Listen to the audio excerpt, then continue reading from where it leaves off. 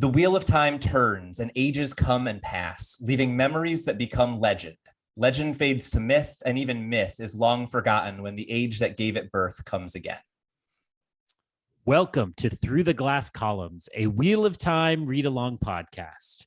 Each week, we will be reading, discussing, and digesting a small selection from Robert Jordan's fantasy opus. This quest is led by Tylor, a true Wheel of Time warrior. I have all stories, ages that were and that will be. And I'll be joined by Greg, a complete novice to the Wheel of Time. The Wheel of Time and the wheel of a man's life turn alike without pity or mercy. Join us each week as we read the Wheel of Time in our own sweet time, traveling deeper and deeper through the glass columns.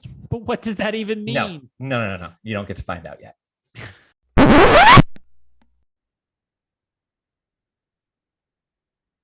Wait, Tylor, I know what that means now. Yeah, no, you really don't.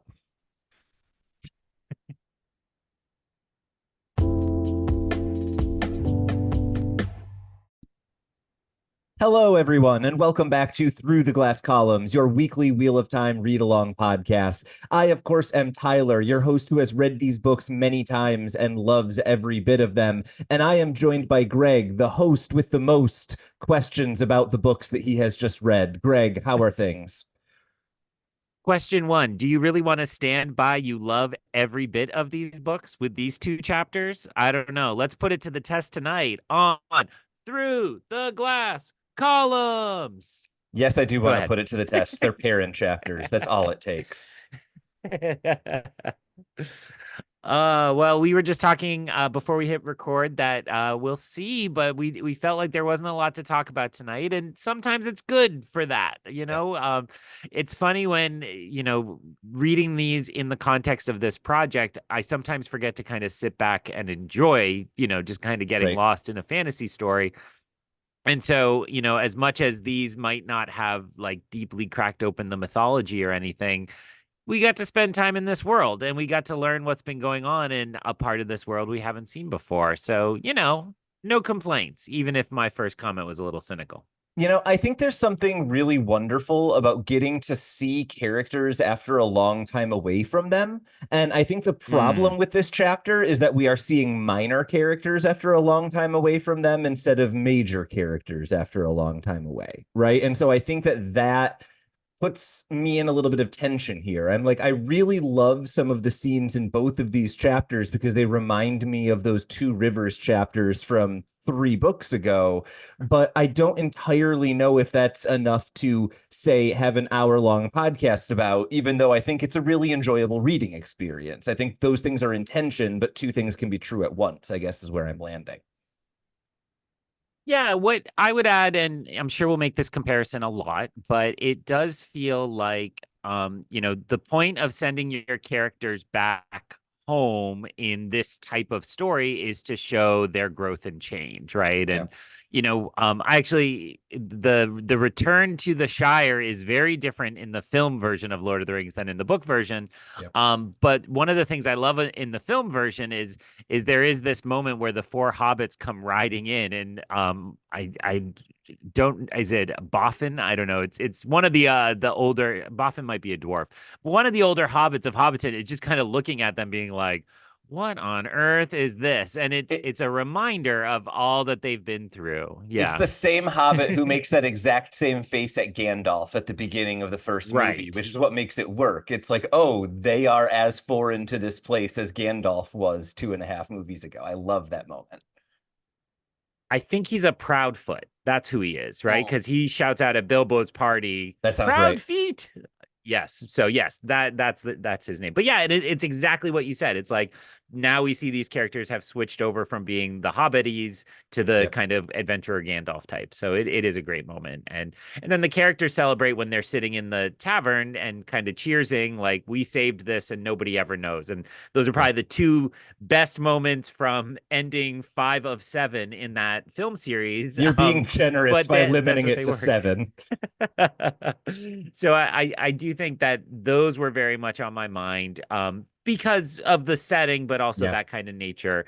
But I just, the key difference here is, we know we are very far from the end of this adventure, and it's not about how far you've grown, let's celebrate. It's about how Yeah. far you've grown and what's at risk. But speaking of at risk, I think we're at risk of ruining all potential future conversations. So why don't you dive in and hit us with chapter 29, Homecoming? I just kept waiting for you to say the word home somewhere in that so I could cut you off and get to the transition, but it never came.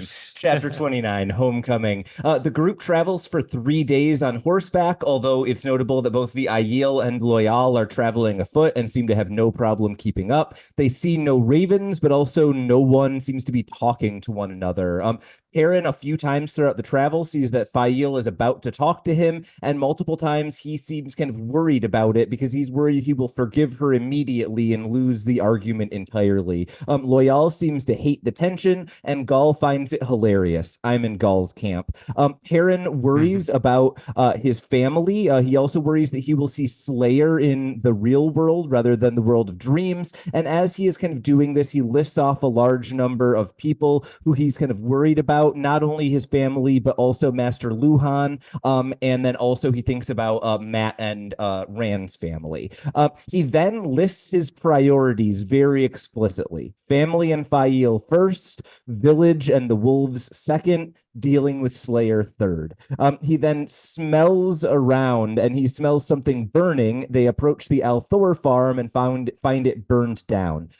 They find no body. Perrin thinks that Rand should have come. And then when Gaul finds signs that someone came for the sheep at a later date, Fael kind of takes that as the breaking point and asks, "Is this your home?" Is the first time she's spoken to Perrin in quite some time. He says, "No, it is Rand's." And then they make camp nearby. Fael is once again silent. Perrin decides that he is going to leave in the dark, and when he does the next morning, he's not sure if it is Bane or Chiad, but one of them lets him leave without waking Fael. They arrive in the True Rivers in the morning, drawing some eyes from the farms, so he decides to circle around the town and get close to the inn without getting as many people looking at him, and he notes around the town a number of repairs from the battle with the Trollocs and also improvements, including a new roof on the inn.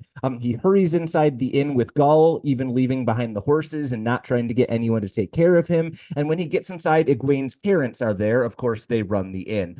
They barely recognize him, noting his beard, and then they ask after Egwene. He tells them she's going to be an Aes Sedai, but they tell him that she has written him and show him some letters, and he feels pretty embarrassed that he hasn't sent a single letter. They do ask him about Elaine and Min, and he then introduces Gaul, who offers to defend the inn and gives a gift of a small gold statue, probably more valuable than anything in the Two Rivers. He says that Perrin is then asked why he is here, and he explains himself, saying that he is going to give himself up to the White Cloaks, and as he does so, Fael walks in. He basically explains that he has killed White Cloaks and they know about it, and so the only way that people are going to give up, or the only way the White Cloaks are going to give up on the Two Rivers is if he gives himself up. Fael is saying that's not a thing he can do. She'll hang him before she lets the White Cloaks do it. Mistress Elvire then asks for an introduction to Fael, and immediately Fael kind of switches into noble mode. We get kind of this fun note that Master Elvire is really nervous, but the mistress seems really calm, and she kind of wraps up all of the women and gets them settled. Bran Elvire gives Perrin a full pour of brandy rather than a children's pour, and then he tells him that there is no sense giving himself up because his family has already been killed. Perrin, in his anger or sadness, crushes the cup that he was holding, and he cuts himself. He gets a bit of a story about Trollocs, who were the ones who killed his family, but White Cloaks attacking many other farms, including both the Althor and Coffin farms. We also get Gaul saying that there is more that Bran has not said, and this is when he notes that Haddon Fane is in the area, calling himself Ordieth, and that he has clearly, we can get a story about the Trollocs and how Fane has been playing the Trollocs and the White Cloaks off one another. The White Cloaks are now defending the city against the Trollocs, or not even the city, the village against the Trollocs. And it kind of becomes clear throughout this that there is something odd going on with when and where the Trollocs are attacking. Finally, at this point, we get kind of the introduction of Bane and Chiad, who also give a bunch of gifts to the Althor, not the Althors, the Alvirs, and then We also learn that someone named Lord Luke has apparently been trying to get the Two Rivers folk organized. Bane and Chiad suggest that they might be able to defend themselves. Bran seems to reject that idea and basically says that, well, Lord Luke is trying to organize people. Most of the people in the Two Rivers are peaceful and would really stand no chance without the White Cloaks. At this point, Fael says enough is enough and basically forces Perrin to be a person and process his emotions. And then Perrin started crying. And that cry lasts the gap between the chapters. This is one of those chapters where my summary had to be annoyingly detailed because of a whole bunch of little things that I think were important. But then when I say, what do we want to talk about? That means I've kind of already listed all of the details that I wanted to pull out. What was your thoughts on this chapter? There's a lot of things there, and I'm not entirely sure which are the ones that are worth focusing on because it's just such a deluge of kind of updates on the two rivers. Yeah, so maybe I zoned out a little there, but it sounded like you were saying plot, plottity, plot, plot, plot, Mm-hmm. a whole bunch, which I don't want to dismiss because there are some really, important events folded into that, but it does seem like the whole point of this chapter is just to get us updated on the two rivers and the kind of situation on the ground. Yeah. This is a dated cultural reference that I'm sure some listeners will know. I'm slightly older than Tylor, even though he's the master to my Padawan on this show.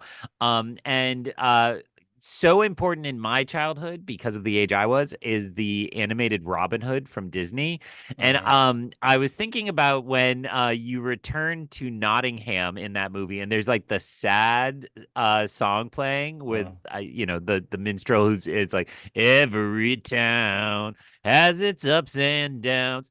And I was singing that in my head for the like whole arrival at Emmons Yeah. Field because it's like, yeah, this is a bad time. And I ended last episode by saying it could be a coin flip. And it's not total devastation, which I thought was on the table, and it's Yeah. not everything's fine. So I probably should say I didn't call it exactly right, but it does seem like we're stuck in this limbo.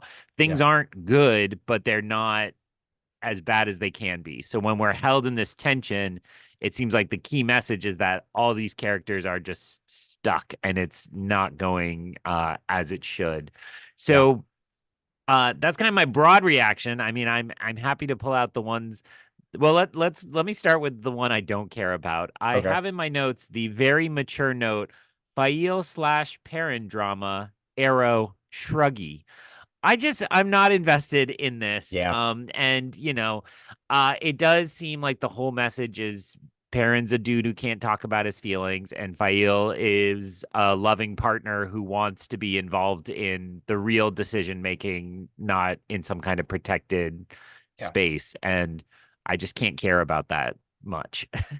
Yeah, I think to me this is one of those examples where in fiction there are a lot of cases where everything would be solved if one character just said what they were feeling or said what they were thinking. And sometimes that can be a really, really effective plot device if you know exactly why they're doing it and you understand kind of the tension they're facing. My problem here is that Fael is not just telling Perrin what she wants, and I have absolutely no idea why, right? It's very clear what Perrin is struggling with, but I think Fael is the interesting half of this argument, and I don't know anything about it because let's be real, Perrin is dense about this kind of stuff.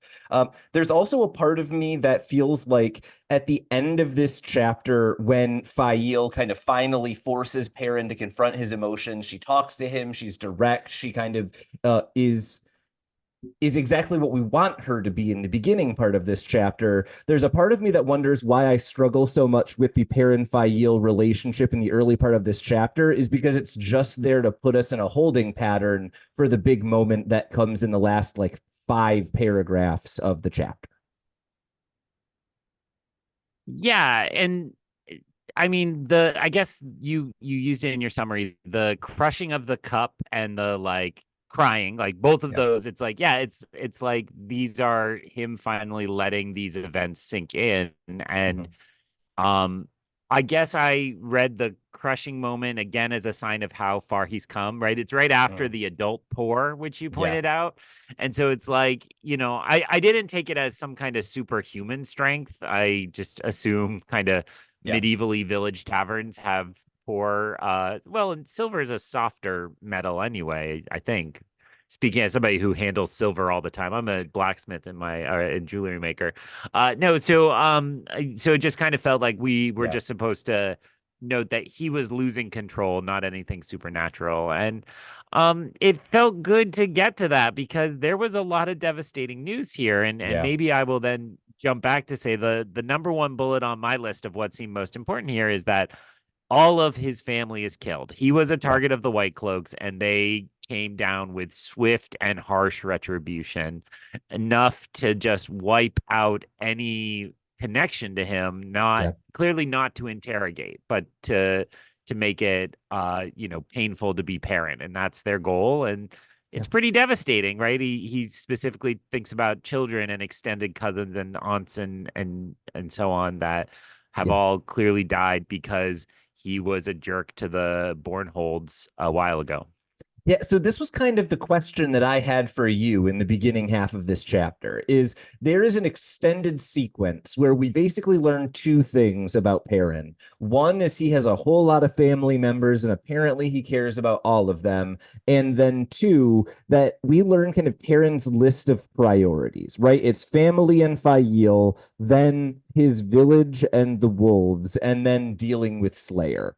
And I guess the question that I had is they work really hard in this section of the chapter to re-emphasize all of the ties that Perrin has in the two rivers. And I don't know how effective that is, especially as a first-time reader, when all of those links are then cut what 5, 6 pages later, right? I guess my Mm. question is, does this feel like they are inventing characters to fridge them, or does it feel like they are reminding you of characters that just haven't been mentioned in a long time? Because I think it could end up kind of on either side of that divide. Um, I think where I connected with it most is and I don't know that I've said this on the podcast. I am from a very small rural town. Mhm. My hometown has 1,000 people in it, and it has a bunch of farms, very few that are working farms, more kind of we have 10 cows and we have a sugar shack, but it's not like a real Yeah. working, everybody has to subsist off this farm. Um, and so I kind of took all those reminders in the first part of the chapter as like whatever he's done and wherever he's gone, he's still, I mean, anything sounds like a country song when I say it, but he's just a rural country boy, right? Yeah. We'll go John Denver. Thank God he's a country boy. And I think that that's what stood out to me. It's like we've seen them do these incredible things and be amongst the heroes of Ages of Legend, but they are at heart a simple group of kids who grew up. And so the list you mentioned, your family and your potential spouse, Yep. right, is kind of, if I go home and the people from my hometown who stayed in my hometown, that's number one on their list. Yep. Then they would say their town, right? Yep. They don't care about wolves, at least that I know of. But it's kind of like everything outside of that immediate experience. And I Yeah. do think in American politics, this is something that gets misread a lot as Yeah. racism or a lack of compassion. And it certainly can be that. And I'm not dismissing that at all. But oftentimes it's just, oh, I only care about my tribe, and my tribe is my hometown. And it's Yeah. just not racially diverse, and it doesn't have this kind of range of experiences in it that do on. But before I open up like 10 more cans of worms, because I just grabbed a solid 5, I will just say like that's how I read it. And then Joseph Campbell always says that the cares of the common day are what keep the hero from being great, and the rejection of the call, which we're very late to be getting, Yeah. is that moment where you're cut off from that. I mean, this feels like a Luke Skywalker going home to the homestead and seeing a couple smoldering skeletons moment, Which and he's free to go forward. Which I will point out, that moment happens approximately the same length of the runtime into A New Hope that this book is into the length of this entire series. Oh my God. You mean we're not done after this book? We have another decade of our life devoted to this project? I, Yeah, well, that is very interesting. I have two quick notes also about this kind of priority list. One, Perrin has been spending a lot of time pushing back on wolves. He has been worried about it. He's been dwelling on whether he is losing himself to wolfiness, and yet somehow they arrive at number 4 on his priority list without a second thought.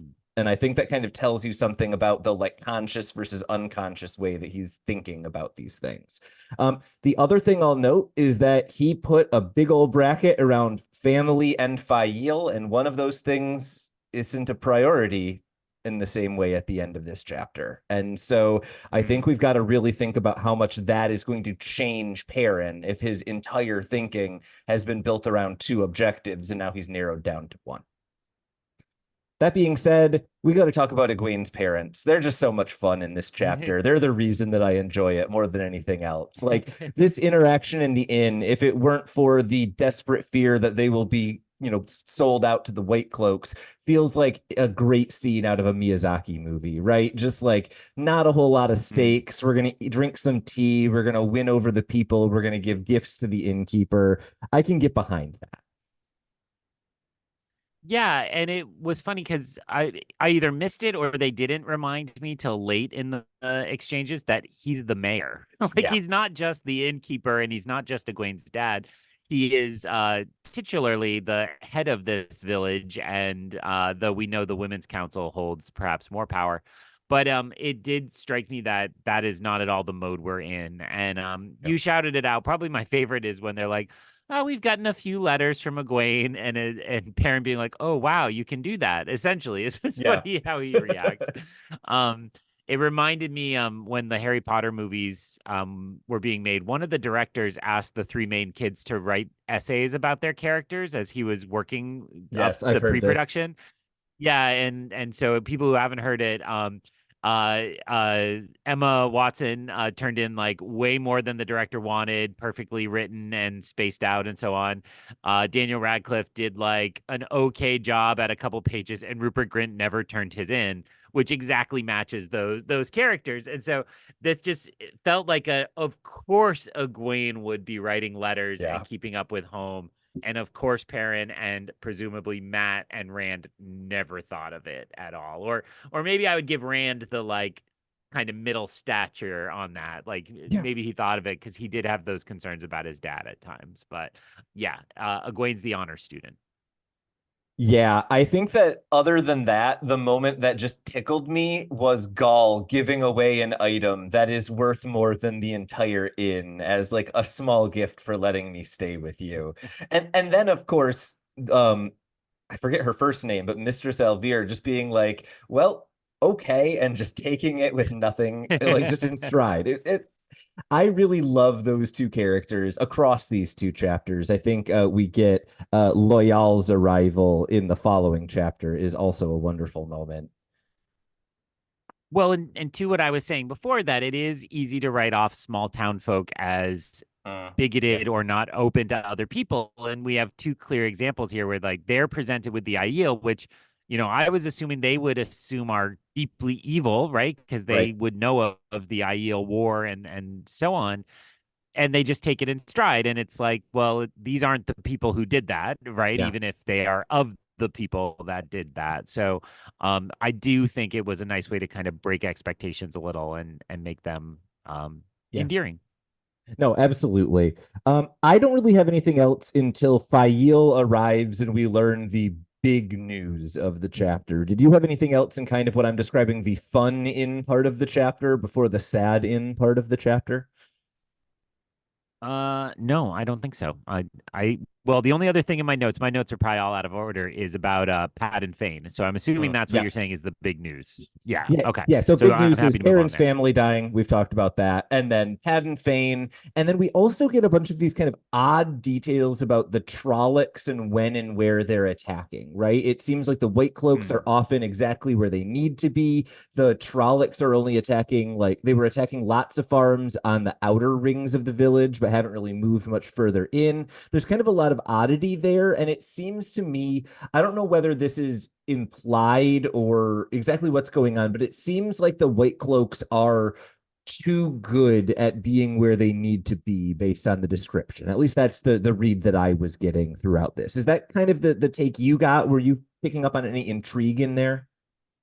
Yeah, some coordination seemed to be at hand. And then, of course, with Paddon Fane in the picture, we know he is on that team. So it seems like, oh, he can be manipulating this to make the White Cloaks look heroic. Or, they are kind of only faking it. Like, I'm not convinced there's dead Trollocs anywhere, right? Right. That they're doing a kind of well, what a false flag operation Yeah. would essentially be what that is from your parts of the internet, not mine. And they can make themselves look heroic and gain control of this. But Yeah. I guess my question in relation to that news is I was getting cross-eyed between the television show and the books.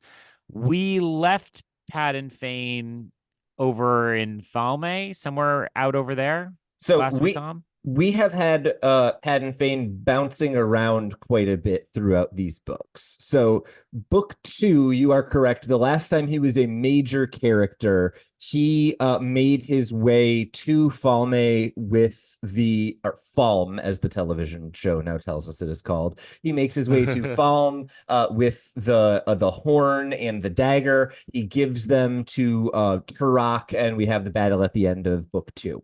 He then briefly shows up in book 3 with the Merlin seat and clearly has plans to break in and steal the dagger, which he thinks of as his. We then also get him showing up, I believe it's in the later in book 3. Maybe I'm mixing something up, but he shows up as Ordieth, although at the time we don't know that is who he is. I see. With the Lord Captain Commander of the White Cloaks, and then he has clearly manipulated things so that he can arrive here. And then I believe at the beginning of this book we got the introduction that he actually has some ability to command the White Cloaks. That he was basically told, the commander of the White Cloaks was basically told to do what Ordieth says. And no, we have not seen him as a White Cloak on the television show. That connection. Correct. Because that would be after the events that we're at right now. Right. There is a different actor who is not totally dissimilar looking, and maybe I'm being awful and just confusing the two black guys on the show. But yeah, so okay. Okay, that's very helpful. And so I mean, this is all bad news, right? Yeah. Like and this is again probably a Lord of the Rings connection. It feels like Sharky, right? Yeah. So if people have not read the Lord of the Rings books, Saruman is banished from Orthanc and Two Towers, not in the Return of the King Special Edition, I think is when he gets banished from Orthanc in the films. No, he dies there. And so he does not die at Orthanc. He runs away and he basically goes and destroys the Shire, and they have to defeat the Shire at the end of Return of the King, which would have really exasperated the too many endings problem beyond belief. So it's a good edit and a good change, but it feels very much like that we've had this defeated rival kind of rise again and clearly target, if I can't win, I'm going to destroy what you love. And it just seems like, I mean, my checklist immediately went to, okay, so we're building towards having to defeat Paddon Fane / Ordieth at the end of this book in this plot line. I don't think that's the only climax, but among the climaxes of the book. So I think the interesting thing that I then see happening a little bit in this Perrin plot line is I'm wondering if we are about to run headlong into everyone's favorite Marvel problem, too many bad guys, right? Like we have Ordieth, we have the White Cloaks, we have the Trollocs, we have Slayer, and Lord Luke seems to be an ally, but I don't trust anyone who is an outsider in the Two Rivers at this point right now. We have a lot of new names, and all of them seem bad for the Two Rivers, right? Perrin is the only good news it seems like they've had in a long time. I guess I'm just restating the thing you said at the beginning of your really good point, but I said it last, so people will remember me being smart. The only other thing that I have here is that after a full 400 pages in my edition of Fail being not willing to say anything. She is the mature one at the end of this chapter, despite the fact that there are two full-grown adults in the chapter. So I just want to give her flowers, even though, oh my God, do I kind of hate that character when she's just petulant and doesn't say words.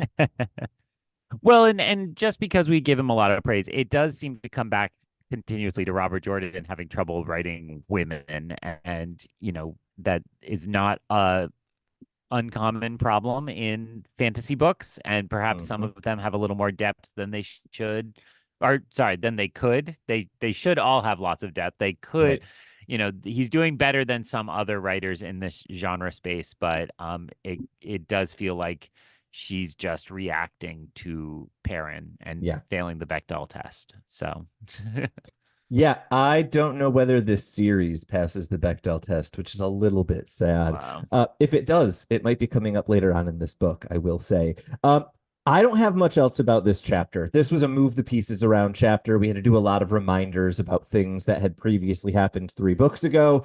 So I suggest that we then move on to chapter 30, Beyond the Oak, which somehow ends right before we get beyond the oak.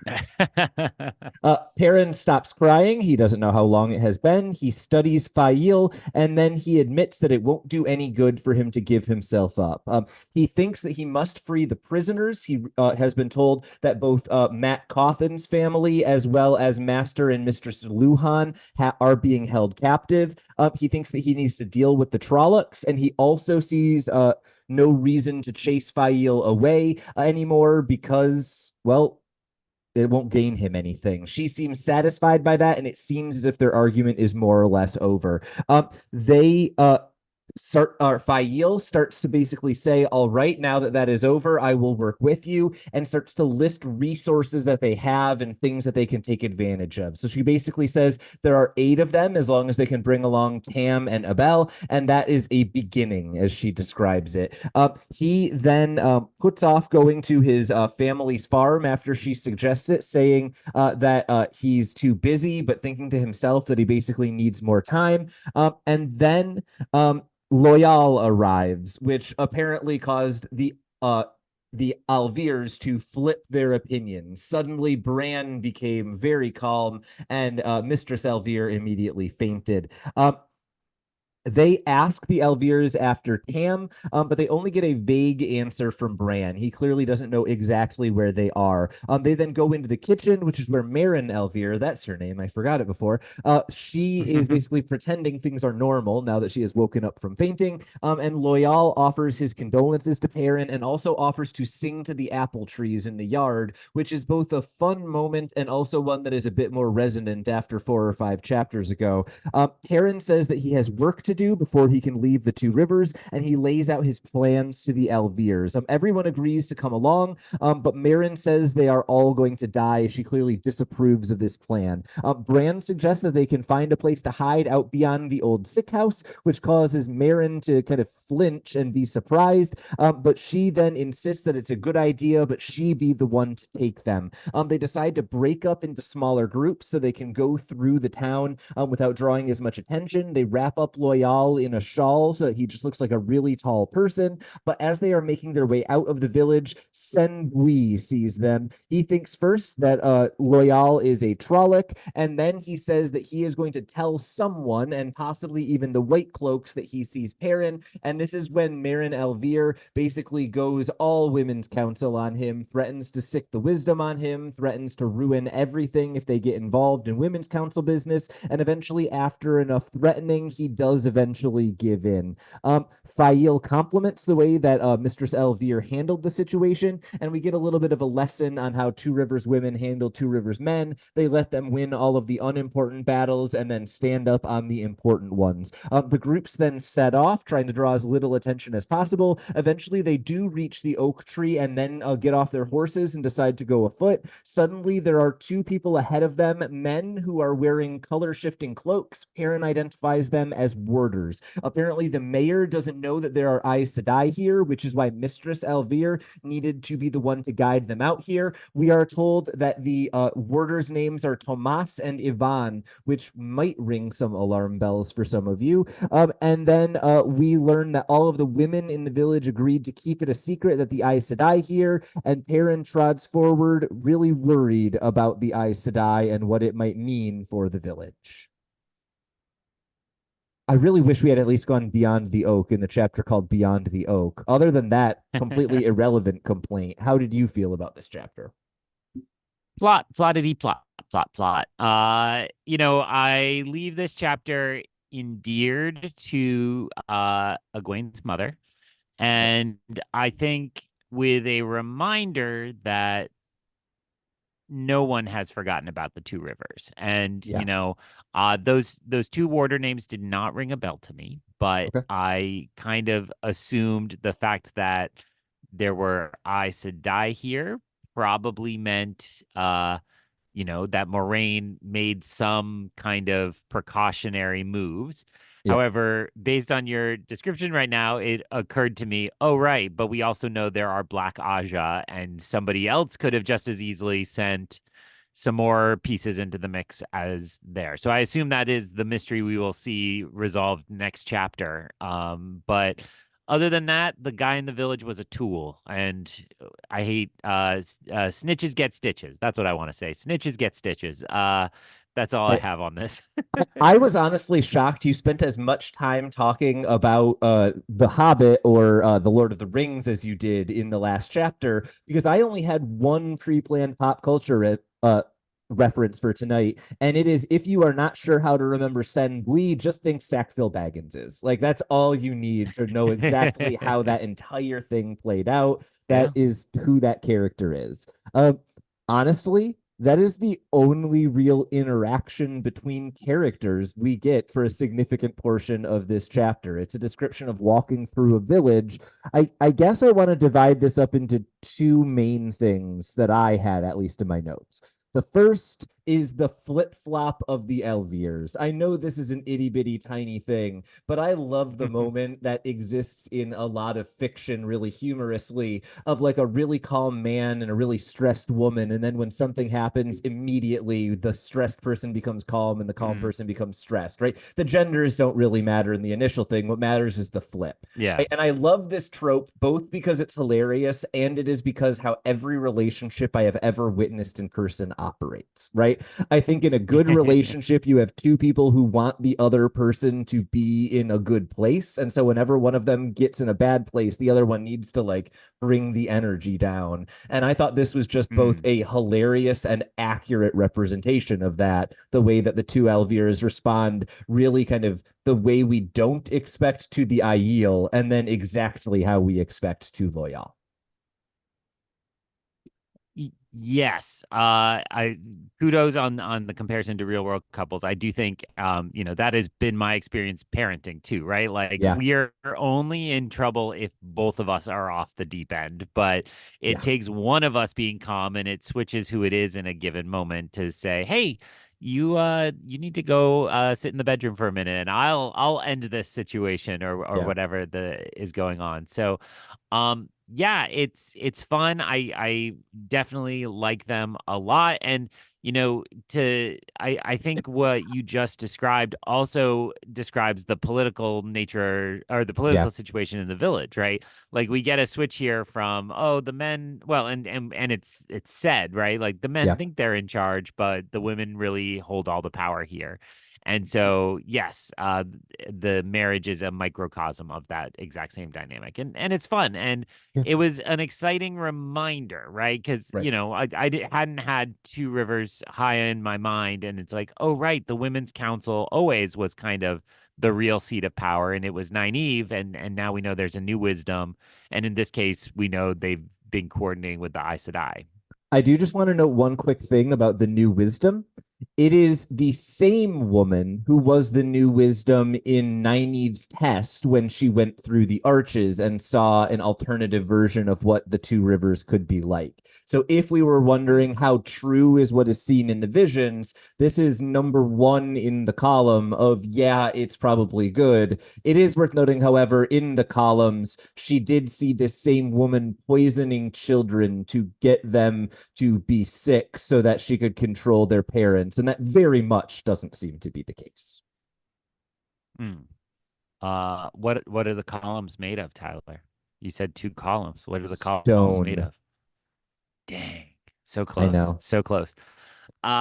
Yes. Well, and I assume well, I was gonna say I think we've given not enough lip service to the Yeah. fact that Tam is out there. So Right. in the kind of Fail making the list, and it's like, well, we just need to find him and he's automatically on our side.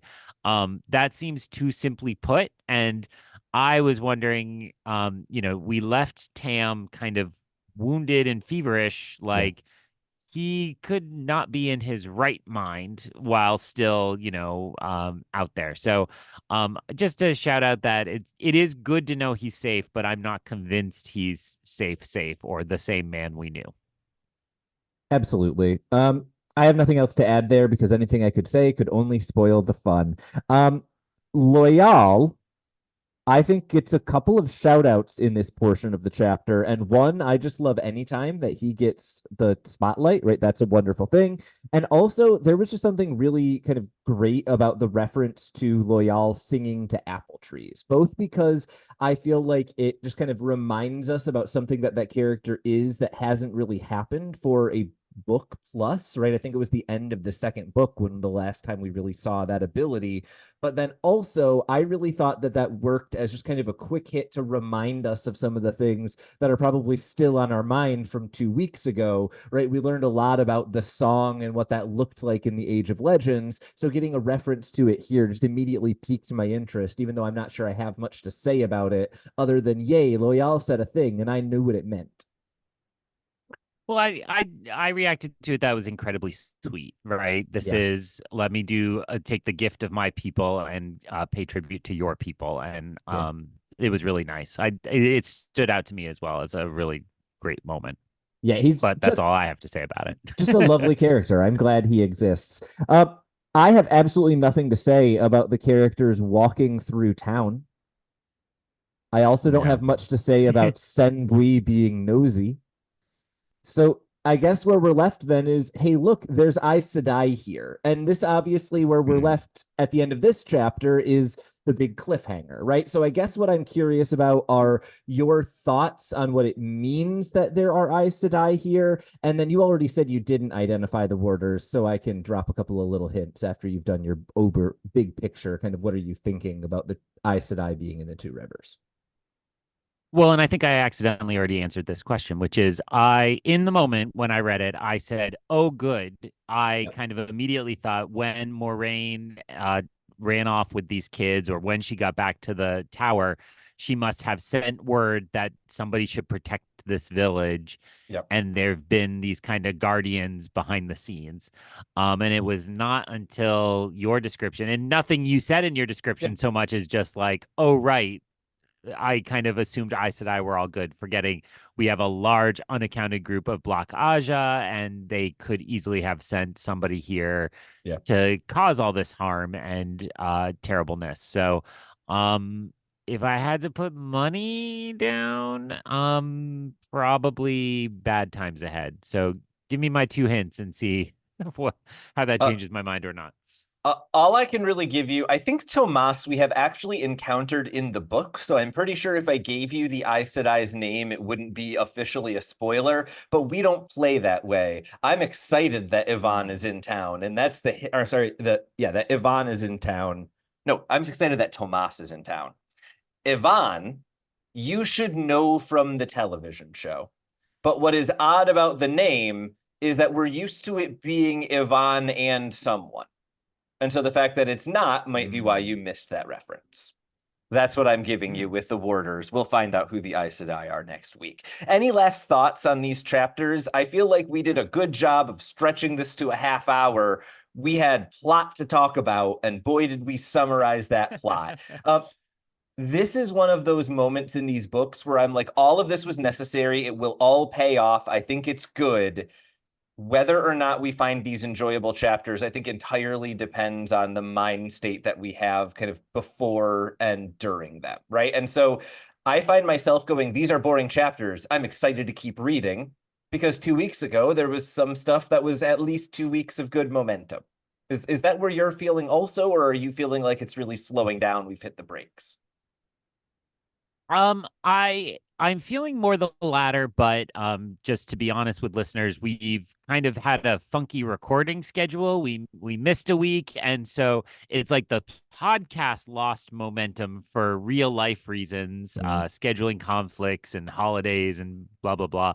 So it was a little tricky it's a little tricky to disentangle that from how the book might be feeling. It was just last week I was like, oh, but next week we're halfway, and then this week we come just short of halfway, so we're still not quite there. Which is surprising to me, and it just speaks to how long this book is. But I will say, I feel very much what you just said, which is I want a plot line in the Two Rivers, and that has to involve just catching us up on how things are here. And a lot of what these put into place is intriguing and engaging to me. So I'm glad to have them. I think we stay there a little while. So chapter 31 and 32 will be up next week, dear listeners. So that is assurances and followed by questions to be asked, which I think is what Tylor headlines his notes for me each week with questions to be asked. So we will continue our journey on, and we hope you are enjoying it. And thank you to those that through the time travel part of this show, we just saw people reacting and wondering if we were going to change our intro and things like that. So it was really fun to hit the mark of that, and we appreciate your outreach and your joke. Not currently in our outro, but in our social media profile, we now have a Threads profile. So if you are on Threads but not on our other social media and would like to see me only remember to check a whole different piece of social media, then follow us on Threads. And we will see you there or Instagram or next time through the glass columns. So ends another episode of Through the Glass Columns. We thank you for joining us and continuing with us on our quest to cover all of the Wheel of Time in our own sweet time. This podcast features original content developed by Tylor Orm and Greg Cass and is not in any way affiliated with, associated with, or condoned by the Robert Jordan Estate, Tor Fantasy, or Amazon. All content is intended for entertainment and educational purposes only. If you're enjoying this podcast, please seek out the books from your local bookshop or library and join us as we continue our journey. If you'd like to contact us to share your thoughts or give feedback, you can email us at throughtheglasscolumns@gmail.com or find us on Instagram and Twitter by searching Through the Glass Columns. Thank you once again for being part of this community. If you're enjoying the show, please subscribe to the show, leave us a review wherever you're listening, and recommend this show on your social media to help us grow our community. We look forward to welcoming you back next time through the Glass Columns.